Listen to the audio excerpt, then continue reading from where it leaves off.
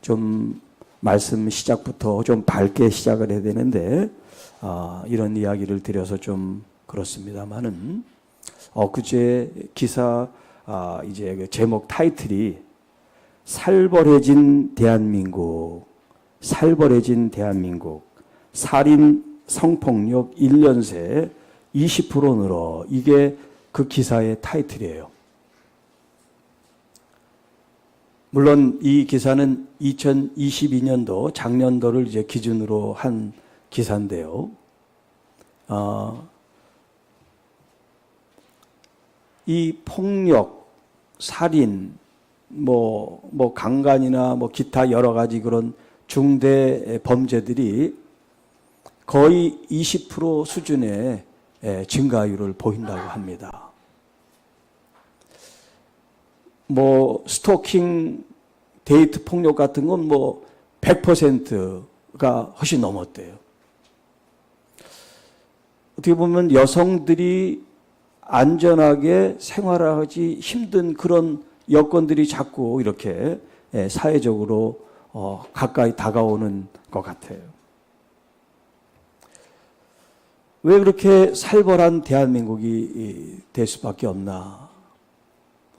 가정에서도 가장 안전하고 편안하고 안식해야 될 가정에서조차 가정폭력이 점점 늘어나고 있고, 또 우리 자녀들이 안심하고 학교에 가서 마음껏 뛰어놀고 배우고 할 수 있는 그런 학습의 공간, 학교에서조차 학교 폭력이 난무한 지금 이 때를 우리가 지금 맞이하고 있다는 것입니다. 자, 사회적으로 혹은 집단적으로 일어나는 이런 폭력과 악과 어둠과 이 어두운 이 현상에 대해서 사회적으로 혹은 어떤 개인적으로 시스템이나 또 예방이나 또 그것에 대한 여러 가지 처벌이나 이런 방법들이 있겠죠. 그래서 좀 더 국민들이 편안한 생활을 할 수 있도록 그런 제도적인 장치나 예방 차원에서 여러 가지 이제 조치들이 필요하겠습니다. 그건 제가 이 시간 다룰 문제가 아니니까요. 제가 이런 언급만 잠깐 할 뿐입니다.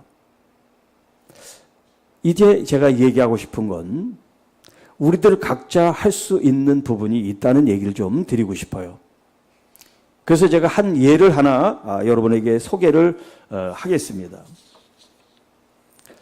얼마 전에 그 드라마로 좀 인기가 있었던 그 이상한 변호사, 그 드라마 원작이 한 개의 기쁨이 천 개의 슬픔을 이긴다를 쓴 그 조우성 변호사 그 에세이가 있는데요.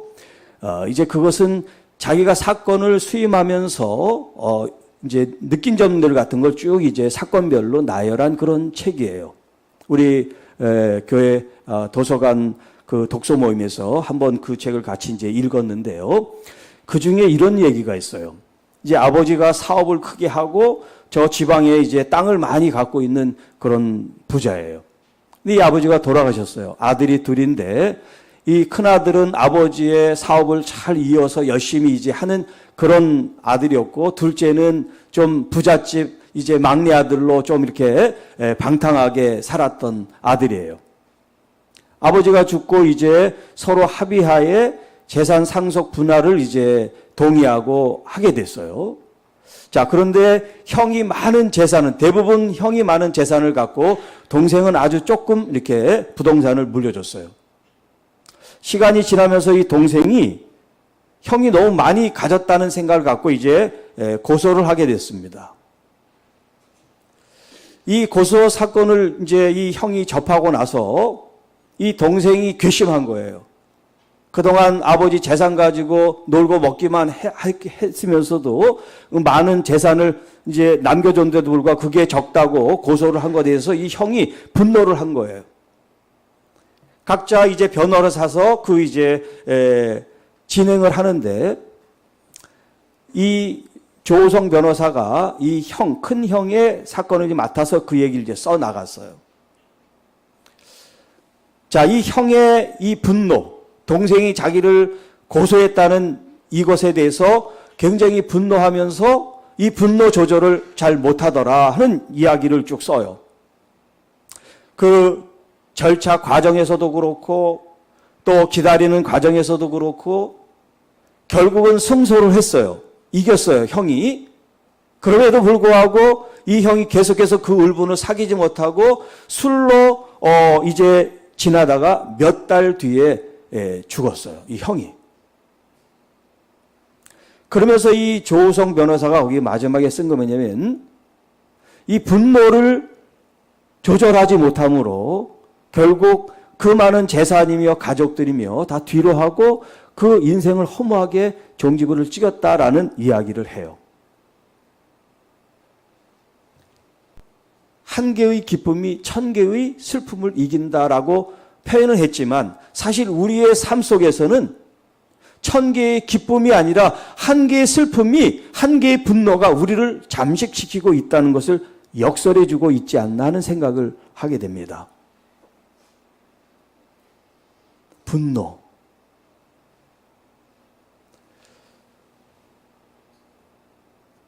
여러분, 사람 관계 속에서 교제하다가 싫을 수도 있잖아요. 그래서 헤어지자고 통보했는데 그 분에 못 참아서 그 상대 여자를 무참히 살해하는 사람들이 있단 말이에요. 또 형제간에 이런 어떤 돈 문제로 다퉈서 그 잠깐을 이기지 못하고 하는 경우도 있고요. 어떤 세입자가 몇 달 동안 월세를 못 냈어요. 이 주인이 기다리다가 계속 독촉을 합니다. 나도 그 월세를 받아가지고 생활하니까 언제까지 줄 수 있다고 약속을 해라. 다음 주까지 꼭 드리겠습니다. 그게 몇 번째냐 이렇게 자꾸 이제 좀 옥신각신했어요. 그리고 이 주인이 나가면서 한마디 했습니다. 아유, 인생이 참 쯔쯔 하면서 불쌍하다고 그러면서 자기 혼잣말을 하고 갔는데 이 세입자가 그걸 듣고 화가 나서 부엌에 있는 칼을 가지고 주인을 여러 번 찔러서 결국 죽게 만들었어요. 그 한마디, 인생이 참 찌찌 불쌍하다, 이 말이 상대방의 그 귀에 들어갔을 때 이게 사람을 죽이고 싶은 그런 자기 감정이 통제가 되지 않는 그런 모습으로 변하더라는 거예요. 또 어떤 군인은 고문관처럼 적응을 못하고 모든 일에 지적을 받고 그러는데 사람들이 다 손가락질하고 이렇게 하는데 그 부대장이 괜찮아, 처음이니까 그럴 수 있어. 그렇게 자기를 인정해주고 격려해주고 따뜻하게 해주는 그 말 한마디에 자살하고 싶은 그런 충동을 이기고 끝까지 잘 군생활에서 전역하는 그런 사람도 있어요. 말 한마디가 사람을 죽게도 하고 스스로 끊기도 하고 살기도 하는 게 우리의 지금 삶이 아닌가 생각합니다. 성경은 지와 같은 그런 삶을 가리켜서 흑암 혹은 사망의 땅에 사는 사람들의 이야기라고 말을 하고 있습니다. 이것은 이사야의 예언의 말씀을 지금 예수님이 지금 이 본문에서 지금 마태가 인용하고 있는 말씀입니다만 이 땅이 정말 이 국가적으로나 어떤 사회적 시스템으로나 개인의 마음과 감정으로나 어둠의 흑암의 사망으로 지금 살아가고 있는 그런 삶을 보여주고 있다는 거예요. 물론 좋은 이야기도 있고 밝은 이야기도 있고 감동스러운 이야기도 있어요. 네, 그건 좀 이따 하겠습니다.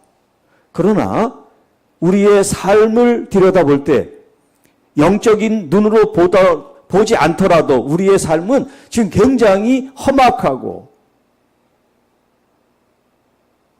어둡고 살기 어려운 그런 모습들이 있어요. 왜 우리의 사회와 이 세상은 점점 밝고 환한 세상으로 나가지 못하고 이렇게 점점 어떤 사건, 사고, 이런 폭력이 증가하는 것처럼 점점 이 대한민국이나 온 세상이 더 살벌해질까요? 더 무서워질까요? 아이들을 사회, 학교에 내보내는 게 굉장히 두려운 마음이 들까요? 며칠 전에 7살인가 6살짜리 초등학교 1학년짜리가 선생님이 자기를 꾸중한다고 권총으로 사살한 일이 있어요. 6살, 7살짜리 아이가. 지금 세상이 지금 어떻게 돌아가는지를 모르겠어요. 네. 지금 우리는 총기를 휴대하지 못하니까 그렇지 아마 우리도 스스로를 방어할 수 있도록 총기를 허용하는 아마 그런 나라가 된다면 무슨 일이 벌어질지 모르겠어요.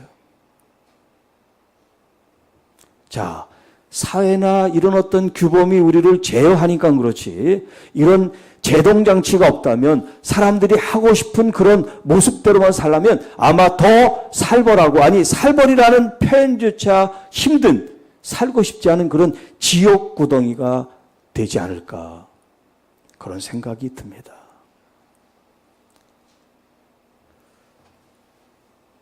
자, 이제 성경에 있는 이야기로 그 시대로 한번 가보겠습니다. 여기 등장하고 있는 이 지역이 이제 예수님을 기준으로 해서 예수님이 태어나신 곳은 베들레헴이신데요. 그분이 이제 자라신 곳은 나사렛이에요. 북쪽 갈릴리 나사렛. 자, 그 나사렛이지만 예수님이 공생에 자연인으로서의 그 30년이 아니라 이제 하나님의 부름을 받고 사역을 하는 공생의 사역은 이 나사렛이 아니라 그 옆에 있는 가버나움이라는 지역이에요. 가버나움. 이 가버나움이 지금 여기 오늘 본문에 나온 스불론과 납달리라고 하는 이 지파 지역에 속해 있는 지역이에요. 자, 여러분 그 이스라엘을 우리가 셋으로 나누면 남쪽이 유다고 이제 중심 가운데가 사마리아고 북쪽이 이제 갈릴리입니다. 이 갈릴리 이 지방이 바로 여기 스불론 납달리 그 안에 있는 지금 가버나움이라는 지역이에요. 자, 그런데 이제 이 이사야 예언도 있습니다만 이 지역이 어떤 특징을 가지고 있었느냐면 다른 지역보다도 사람들이 더 악하다. 더 악하다. 왜 그런지는 모르겠어요. 사람들이 더 이해심이 없고 더 폭력적이고 더 교만하고 더 하나님의 말씀에 대해서 순종적이지 않았다라는 거예요. 그것을 성경은 직접적으로 얘기하지만 이렇게 얘기합니다. 예수님께서 보여준 많은 기사와 이적들과 말씀들을 가버나움 그 땅이 아니라 다른 곳에 했다면 더 많은 사람들이 회개하고 돌아왔을 텐데 이 가버나움에서 많은 기사와 이적과 말씀을 행하셨지만 너희들은 돌아오지 않아서 마지막 하나님의 심판 때 소돔과 고모라보다 너희들은 더 큰 하나님의 심판을 재앙을 받게 될 거다라는 말씀을 하세요. 여러분 구약에 재앙을 받은 대표적인 것이 소돔과 고모라라는 땅이잖아요. 사실은 지금 그 지역이 정확히 어딘지 역사적으로 검증이 안 될 정도로 그 자체가 없어져 버렸어요. 대충 어디다 이렇게 얘기하지 명확하게 그 장소를 알지 못합니다. 그렇게 하나님의 심판을 받았어요. 그런데 여기 지금 이 스불론 납달리가 있는 이 가버나움 이 땅은 그것보다 더 하나님이 큰 심판을 내릴 거다라고 표현하고 있어요. 무섭지 않습니까? 그래서 여기 인용한 말씀 이사야 9장 1절과 2절 말씀인데 자, 그 지역을 가리켜서 16절에 흑암에 앉은 백성이라고 표현하고 있어요. 흑암에 앉은 백성. 여러분 빛이 없고 어둠 속에만 산다고 생각해 보세요. 하루 이틀도 아니고 평생을. 그리고 사망의 땅이라고 표현하고 있습니다. 사망의 땅. 사람이 살아있지만 산 게 아니라는 거죠. 마치 죽은 목숨처럼. 사망의 땅 그 그늘에 앉아 있는 자들. 암울하고 절망스럽고 희망이라고는 찾아볼 수 없는 이렇게 차디차고 잔혹하고 살벌한 땅이 바로 지금 이 가버나움이에요. 자, 그런데 지금까지는 어두운 얘기요, 아픈 얘기요, 쓸쓸한 얘기요, 좀 답답하고 좀 괴로운 이야기라면 그런 절망과 아픔과 흑암과 사망이 충만한 지역이고 또 그곳에 사는 사람일지라도 그 다음에 하나님께서는 무엇을 역사하시냐면 그 백성들에게 큰 빛을 보게 하실 것이고 또 빛이 비추겠다라고 말씀하세요. 흑암, 어둠, 사망. 우리는 이길 수가 없지만 빛 되시고 광명이신 우리 주 예수 그리스도께서 오실 때 우리의 어둠이 떠나고 빛이 임하게 된다는 거예요. 그래서 예수님은 나는 세상의 빛이다 라고 우리에게 말씀을 하고 계세요.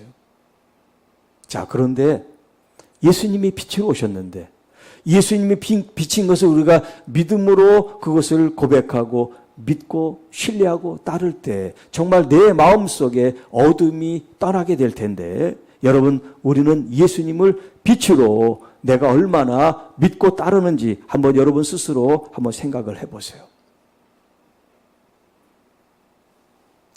현직 초등학교 교사로서 아주 전도 유명한 한 자매가 있었어요. 그런데 사랑하는 사람이 생겨서 결혼 약속을 하고 그렇게 이제 결혼을 준비하는데 이 사람이 배신을 하고 떠나게 됐어요. 이 처녀 선생님은 자기의 몸도 마음도 물질도 그 사람에게 다 줬는데 한순간에 배신을 당해서 이 사람은 더 이상 살고 싶지 않은 그런 마음을 갖게 됐어요. 그 자매님은 크리스찬이에요. 그런데 그는 어둠을 선택했어요.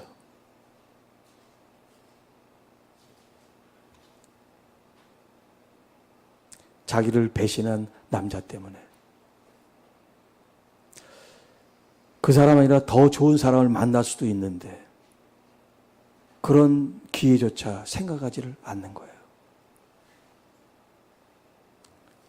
좀 전에 언급했던 이 분노한 형도 마찬가지예요.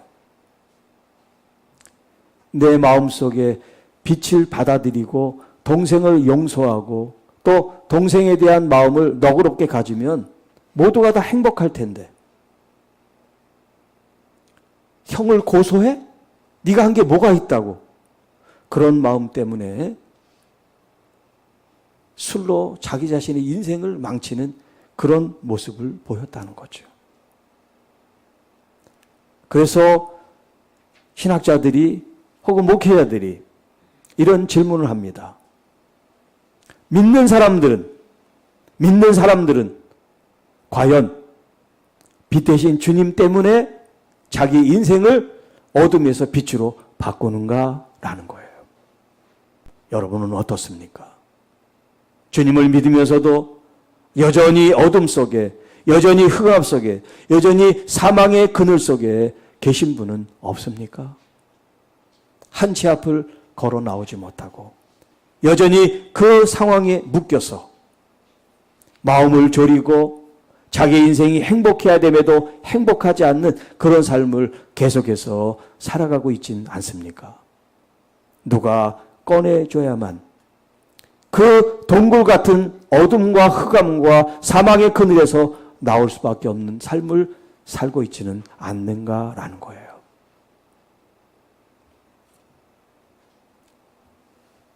여러분, 여러분에게는 마음이 있습니다. 그 마음을 결정하고 선택하는 것은 다른 사람들이 해주지 않습니다. 물론 그렇게 결정을 잘할 수 있도록 도와주긴 하지요. 그게 바로 상담입니다. 심리치료고요. 심리치료에서 할 수 있는 일이 뭐냐면 지시해주고 가르쳐주는 게 아니에요. 가장 먼저 들어줍니다. 그 들어줌을 통해서 그 사람 스스로가 자존감이 회복되게 도와주는 거예요. 자존감. 대부분 많은 사람들이 자신을 열등하게 생각하고 어떤 미움이나 다른 사람들에 대한 어떤 그런 낮은 그런 자존감 때문에 그 어둠을 벗어나지를 못해요. 그래서 도와주는 게 있다면 그 사람을 존중해주고 괜찮다고 위로해주면서 그 자존감을 세워주는 거예요. 그렇다고 해서 어떤 선택을 강요하거나 하도록 하지 않습니다. 스스로가 그것을 선택하게, 스스로가 그것을 할 수 있는 힘을 가지도록 도와주는 거죠. 자, 우리 신앙생활은 뭘까요? 말씀을 듣고 기도를 하고 예배를 드리는 우리들은 지금 무엇을 하는 걸까요?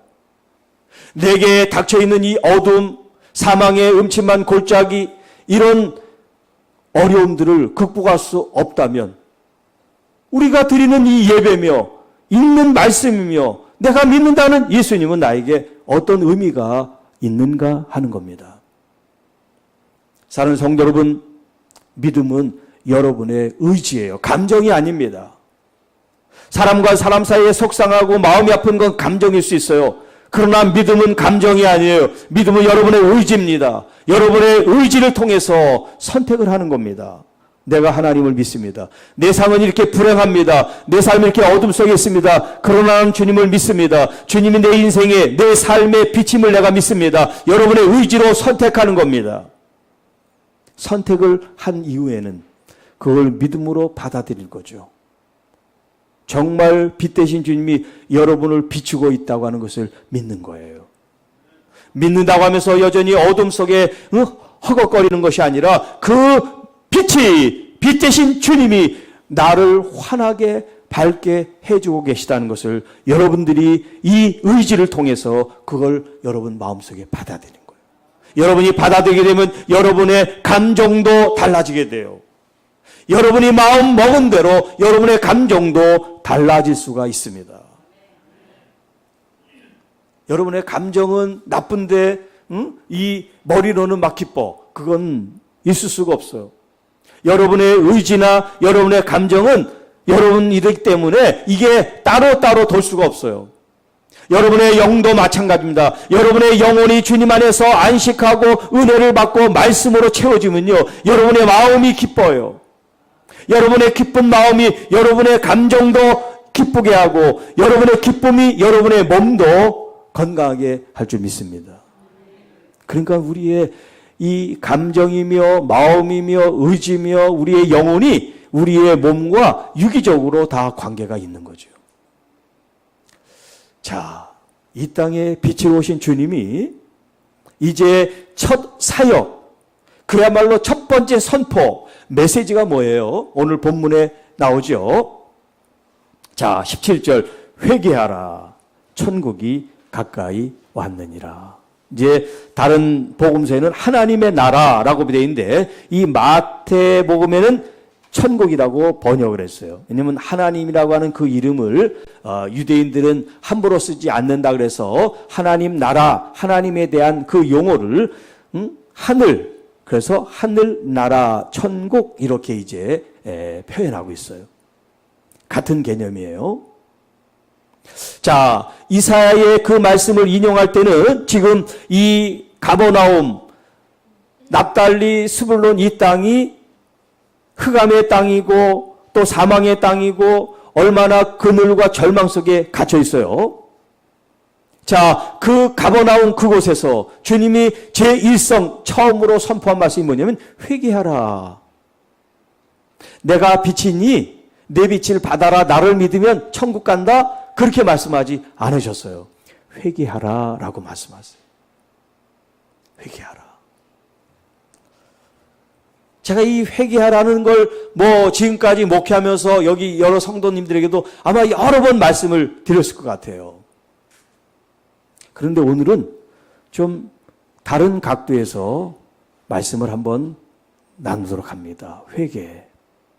우리는 죄를 자백하고 또 하나님이 원하는 방향으로 나간다. 이게 이제 회개다고 보통 그렇게 얘기를 했는데, 이 말씀을 묵상하면서 제가 좀 다른 각도에서, 다른 관점에서 이 회개를 여러분에게 좀 소개를 하겠습니다. 아프고 힘들고 절망하고 어둠 속에 있는 사람들이 회개하라 그러면 죄를, 네 알았습니다, 회개할까요? 제가 그런 입장이라도 회개 안 합니다. 그러면 도대체 예수님께서 이 말씀한 게 이게 무슨 의미인가라는 이제 의문을 갖고 말씀을 생각한 거예요, 제가. 왜 예수님은 이런 말씀을 첫 번째 하셨을까? 과연 우리가 알고 있는 이 회개라는 개념이 맞는가 하는 생각을 하게 됐어요.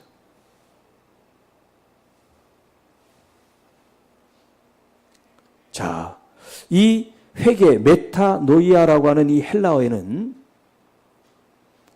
가장 본질적이고 기본적으로 어떤 뜻이냐면 마음을 새롭게 한다라는 의미가 있어요. 마음을 새롭게 한다.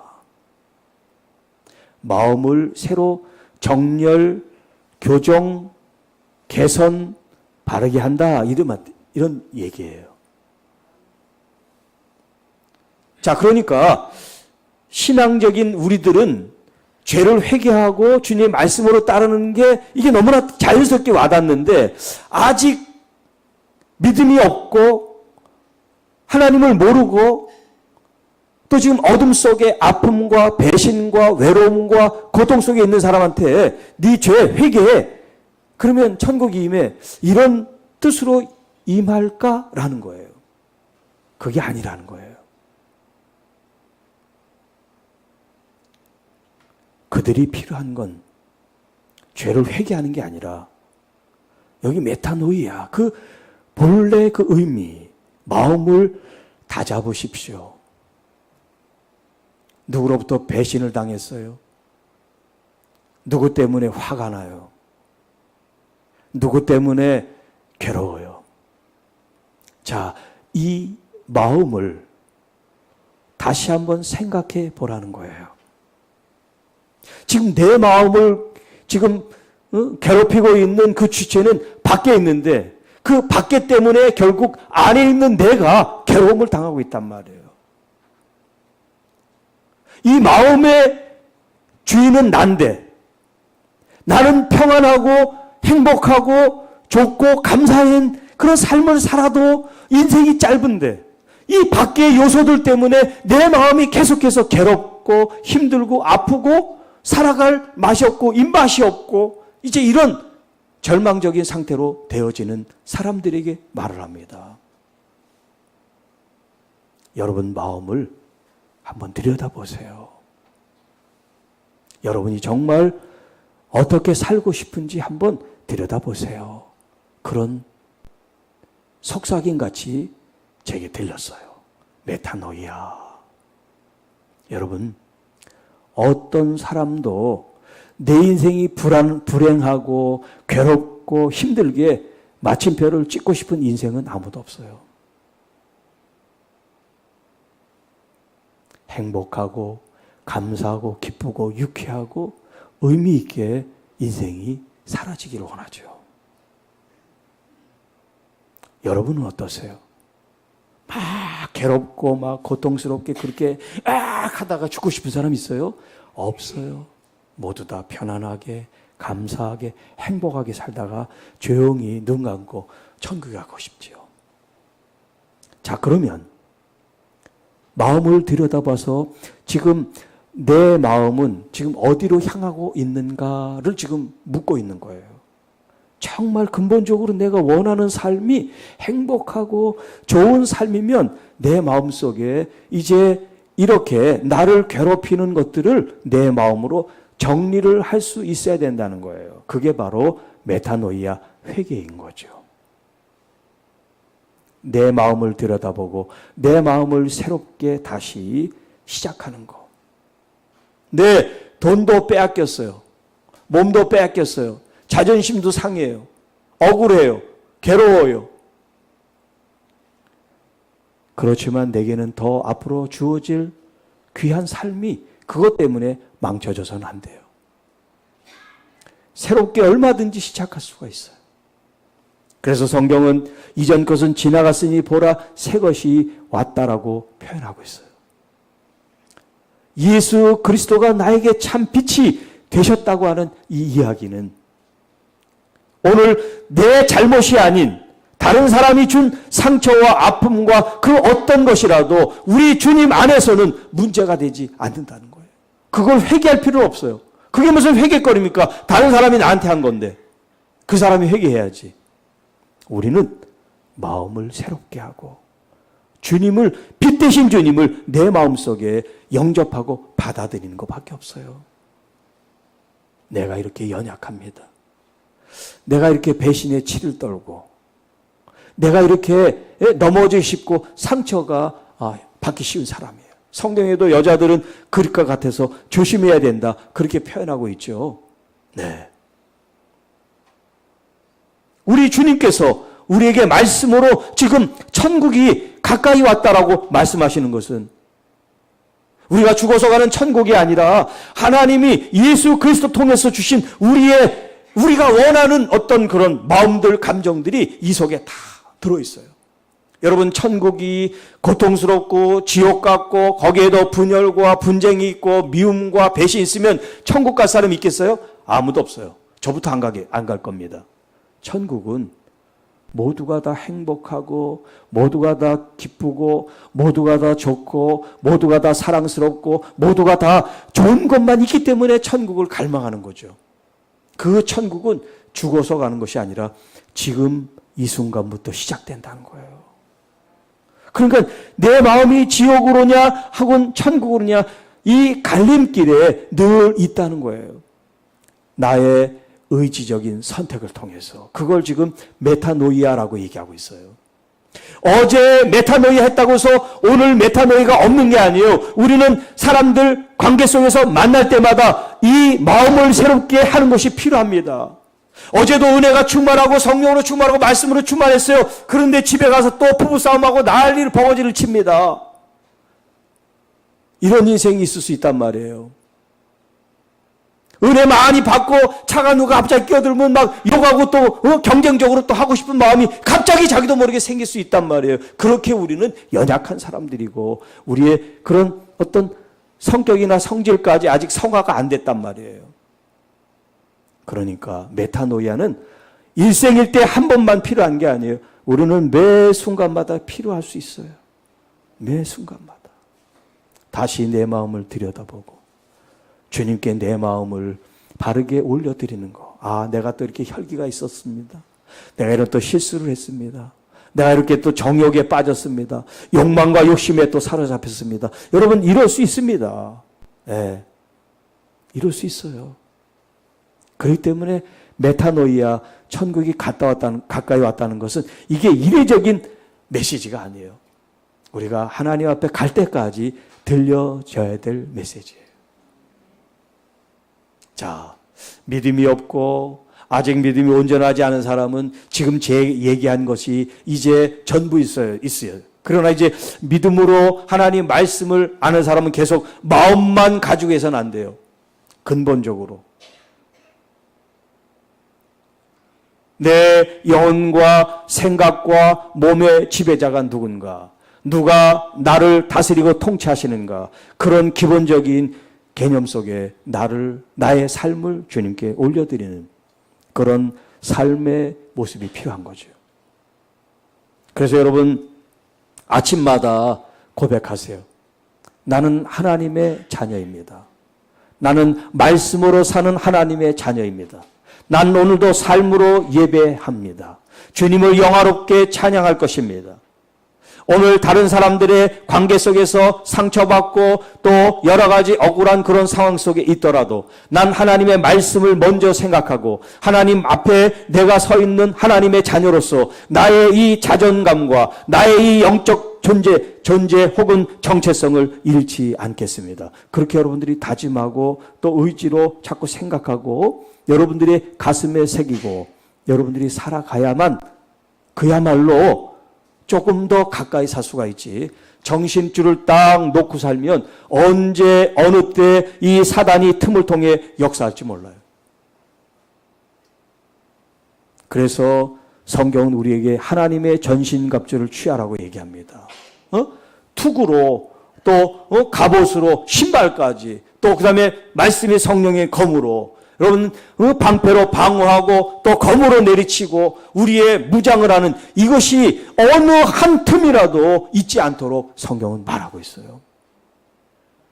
하나님의 나라가 가까이 왔다라고 말씀하세요. 가까이 왔다. 정말 마음을 새롭게 하고 그 마음을 주 예수 그리스도로 향하게 하고 그리고 진정으로 회개하여 이 땅의 죄와 싸우는 여러분들에게 주어지는 은혜요 축복이 뭐냐? 하나님의 나라 천국이라고 말하고 있어요. 하나님이 다스려 주시고 하나님이 역사해 주셔서 여러분들의 억울함을 풀어주십니다. 여러분의 질병의 고통을 벗어나게 해주십니다. 그래서 이 흑암과 사망의 그늘에 있는 사람들에게 큰 빛이라고 말씀하신 것은 단순히 우리를 죄에서 구원하신 것만이 아니에요. 우리의 죄에서도 우리를 구원해 주셨어요. 어떻게? 치료하심으로써. 저 자신도 치료가 됐어요. 몸으로, 정신적으로, 영적으로. 제가 그 여호와의 그 치료하심을 경험했어요. 또 많은 사람들이 그런 치료를 경험한 걸 제가 목격을 했고요. 또 우리 교회 안에서도 많은 사람들이 몸으로 영으로 치료되는 그런 일들이 일어나고 있습니다. 여러분들이 주님을 믿음으로 바라볼 때 말씀을 듣는 이 순간에도 여러분에게 그런 은혜가 임하게 될 줄 믿습니다. 머리부터 발끝까지 하나님께서 나를 빛으로 광선을 지금 비추셔서 치료하고 계시다 하는 겁니다. 제 대학 동기, 그러니까 벌써 꽤 오래된 친구죠. 그런데 그 친구가 작년에 신장암에 걸렸대요. 신장암. 그게 이제 저는 최근에 이제 듣게 됐는데 그 1년 사이에 수술도 하고 여러 가지 이제 조치를 취했는데 좀 이 암이 이 세포가 돌연변이 좀 이렇게 좀 안 좋은 그 악성 그런 종류가 돼서 약으로 잘 잡혀지지가 않는데요. 그래서 뼈로 폐로 전이가 됐대요. 여러분 전이가 되면 무조건 사기예요. 약이 잘 들으면 좋지만 그렇지 않으면 힘들어요. 그런데 작년 말까지 치료약을 이제 투입해도 잘 듣지 않는데 1월 1일부터 좀 약이 듣는다는 그런 희소식을 듣게 됐어요. 방사선 치료를 한대요. 그게 광선이죠. 광선은 직선이에요. 그런데 우리 장기는 서로 이렇게 겹쳐 있는 부분들이 있기 때문에 그 암세포가 있는데 관역을 정확하게 맞추려고 하면 다른 부위까지 이게 관통이 돼요. 또 약물도 그렇고 부작용이 없을 수가 없어요. 그런데 빛 대신 광선, 치료의 광선이신 주님의 이 광선은요, 곡선이에요. 곡선. 여러분의 아픈 부위가 어디에 숨겨져 있든, 어떤 다른 장기로 둘러싸이든 상관없어요. 절대 이 주님의 이 치료의 광선이 다른 장기나 여기에 해를 끼치지 않고 그 암세포만 적중해서 표적 치료를 하는 것처럼 아주 딱딱딱딱 정확하게 주님께서 치료를 하십니다. 우리의 몸도 마음도 그래요. 여러분의 마음이 지금 사실 자기 자신의 이 감정을 자기가 잘 몰라. 지금 내가 왜 이렇게 분노를 하는지 자기도 모를 때가 있어요. 그걸 핵심 감정이라 그러는데 그 핵심 감정은 그 사람 그 내면 이제 이 심리 치료에서 말하는 무의식이라 그러는데 자기도 모르는 그 깊은 저변에 이렇게 깔려 있는 감정이 있어요. 나는 무의식이 뭔지 모르지만 우리 주님께서는 여러분의 무의식까지도 아시고 치료하시는 주님이신 줄 믿습니다. 그 주님이 여러분을 행복하게, 여러분을 평안하게, 여러분을 지금보다 더 좋게 하시기를 원하세요. 여러분 이걸 여러분 붙드시기 바랍니다. 예수님을 믿으면 자꾸 시간도 빼앗기고 돈도 빼앗기고 뭐도 빼앗기고 손해보는 것 같아. 그런 마음 가지면 신앙생활 못하죠. 우리 주님은 여러분한테 뺏는 거 아무것도 없어요. 여러분을 오히려 더 주기를 원하십니다. 생명도 주셨습니다. 은혜도 주시고 건강도 주시고 여러분의 삶을 행복하게 주시기를 원하시는 분이 우리의 큰 빛 대신 예수 그리스도 구원자 예수하세요. 그 주님이 2023년 여러분이 어떤 일을 만나더라도 두려워하지 마세요. 어떤 경험을 해도 억울해하지 마세요. 괜찮습니다. 왜? 그것을 더 좋게 놀랍게 역사하시고 보상하시고 우리를 이끄실 분이 계시니까요. 믿으세요. 믿음 안에 자유함을 얻고 주님께 나가시는 여러분이 되시기를 주님의 이름으로 축복합니다. 기도하겠습니다. 주 하나님 아버지 감사합니다. 우리의 삶이 너무나 살벌하고 너무나 어둡고 너무나 아프고 힘든 그런 삶을 지금 살아가고 있습니다.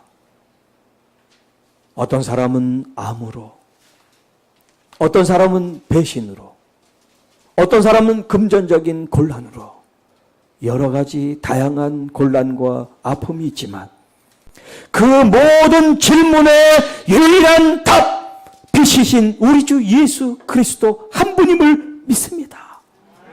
이 땅에 오신 주님, 사망과 이 모든 어두움을 이기시고 광명과 빛으로 임하셔서 생명을 주신 주님, 그리고 더 좋은 꼴을 먹이시고 더 행복하도록 더 건강하도록 우리를 이끄시는 나의 선한 목자 빛 되신 주님을 내가 의지하고 따라가기 원합니다. 2023년 그 어떤 해보다도 행복하고 그 어떤 해보다도 귀하고 어떤 해보다도 감사한 날들이 되게 하옵소서. 우리 주 예수님의 이름으로 간절히 기도하옵나이다.